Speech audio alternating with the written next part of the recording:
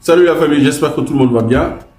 Alors, juste après une discussion avec une personne qui m'est très très proche, elle m'aurait fait comprendre que le professionnalisme était une donnée, ou bien une donne considérable dans la vie de tous les jours, dans la vie des entreprises, dans la vie, ou bien en tout cas dans la relation avec tes clients.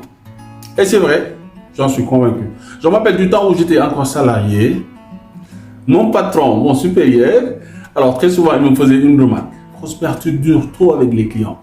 Alors, pour dire la vérité, ou bien pour camper le débat, je suis de ceux qui vraiment prenaient le temps de comprendre le client, je posais des questions, je m'interrogeais même sur des fois les enfants éventuellement, ou bien même peut-être sur les vacances de mon client, ou bien en tout cas sur des aspects plus ou moins privés, je dirais des aspects connus de la place publique.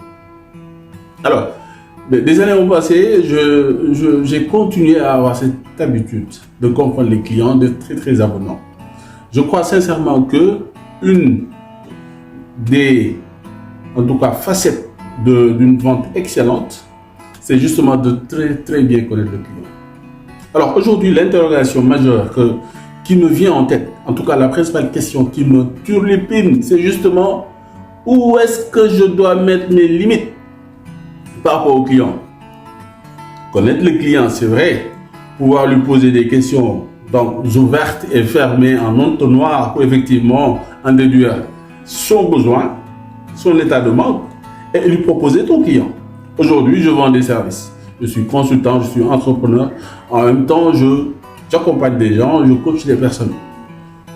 Mais il est toujours important pour moi de savoir à qui j'ai affaire. Pas plus tard que ce matin, je discutais avec un client dont je t'ai ici le nom. J'ai vu son CV, j'ai regardé son CV, je lui dis: mais toi tu mets journalisme, alors que fondamentalement ce que tu fais le plus, mais c'est du community management. Il me dit: ah oui, mais je dis: mais oui, regarde ton CV.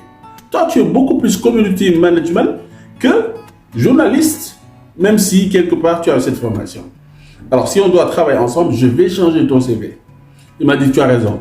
Je lui dis: ok, le journalisme aujourd'hui en Afrique et un peu partout à travers le monde, c'est un métier qui est très très connu, qui est plus ou moins noble, très noble d'ailleurs je vais dire. Alors les nouveaux métiers, comme le community management, sont très très très regardés, très importants. Alors d'où revient ma question? Où est-ce que tu dois mettre tes limites entre justement le professionnalisme que tu dois démontrer, que tu dois donc incarner et mettre en avant, et ce besoin immodéré comme moi de connaître les clients, de connaître ce qu'il est, d'appréhender ses questions et toujours dans le cadre de ton entreprise, de comprendre exactement c'est quoi son besoin. Alors aujourd'hui, une chose se dessine. Vous voyez des groupes comme Apple, Airbnb. Par exemple, Airbnb, prenons l'exemple de Airbnb. Air, Bed and Breakfast. Air, Bed, lit en pneumatique et Breakfast, le petit déjeuner du matin. Alors c'est ce couple, comment ils ont eu cette idée? Des personnes étaient venues en vacances pour des concerts qui avaient lieu dans leur état. Ils leur ont proposé justement la chambre de leurs enfants plus le petit déjeuner du lendemain. C'est comme ça que c'est parti, justement avec une fiche Excel au début. C'est ça Airbnb d'aujourd'hui. Alors figurez-vous, si ces parents n'avaient pas connu ou bien n'avaient pas confiance aux clients, en tout cas pour ces potentiels prospects, est-ce qu'ils auraient pu travailler ensemble? Je ne crois pas. Sincèrement, aujourd'hui, ce qui se dessine et ce que moi je vais, et le domaine dans lequel j'évolue, surtout quand tu veux créer une communauté, cette communauté a besoin de savoir à qui elle a affaire. Cette communauté a besoin de te connaître. Cette communauté a besoin justement de savoir, à la limite, pas à 200%, à 100%, mais qui est cette personne qui est prospère, pourquoi il nous parle comme ça, c'est quoi son vécu, qu'est-ce qu'il vend, qu'est-ce qu'il est-il marié ou pas, c'est quoi ses difficultés de sa vie, ses échecs et ses succès. C'est comme ça pour moi que l'on crée une communauté.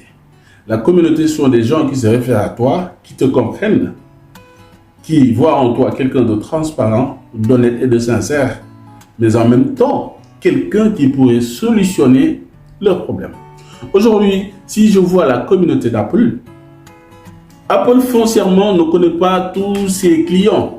Les milliards de clients qu'Apple a à travers le monde, il ne les connaît pas individuellement ou personnellement. Mais il a son avatar, forcément. Il a une conception globale de ses clients, ce qui fait qu'il comprend à peu près qui ils sont. Mais à mon échelle, à mon niveau, les quelques centaines de clients, ou bien les quelques centaines d'amis, ou bien les quelques centaines d'aficionados qui sont avec moi, qui m'écoutent, ou bien qui voudraient bien m'entendre parler, ou bien qui voudraient bien des astuces. Mais ces gens-là, vice-versa, on a besoin de se connaître. Et c'est au fil du temps qu'on va se connaître.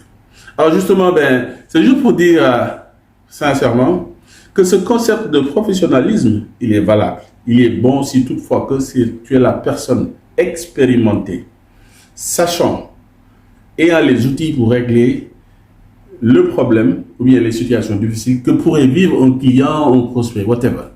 Cependant, ce même client-là, avant qu'il n'ait confiance pour venir te donner son argent, c'est le parcours du client. C'est le parcours du prospect. C'est un parcours du combattant pour toi. Right? Donc, cher ami, toi qui m'écoutes, ma soeur, la donne a changé. Aujourd'hui, ton client, si tu crées une communauté, tu ne peux pas du jour au lendemain en faire un client qui achète. Si tu veux qu'il puisse te faire confiance et en ligne te donner son argent en ligne, il va falloir qu'il sache que non seulement tu connais ce que tu dis, tu fais ce que tu dis, tu es transparent et que tes valeurs à toi épousent ses valeurs à elle ou bien au monsieur à qui tu parles. Cher ami, ce n'est pas que le client change. Non, ce sont les concepts. C'est la rapidité. C'est Internet qui change nos comportements. Mais forcément, on est resté les mêmes. Comment? On a toujours des besoins à satisfaire, on a toujours une certaine curiosité. Et aujourd'hui, ma foi, Internet t'amène tous ces manques, tous ces besoins, mais chez toi, grâce à ce téléphone, grâce à ce smartphone, qui aujourd'hui, se règle, ou bien en tout cas, te permet de gérer pas mal de situations. Adieu. Peace out. À la prochaine.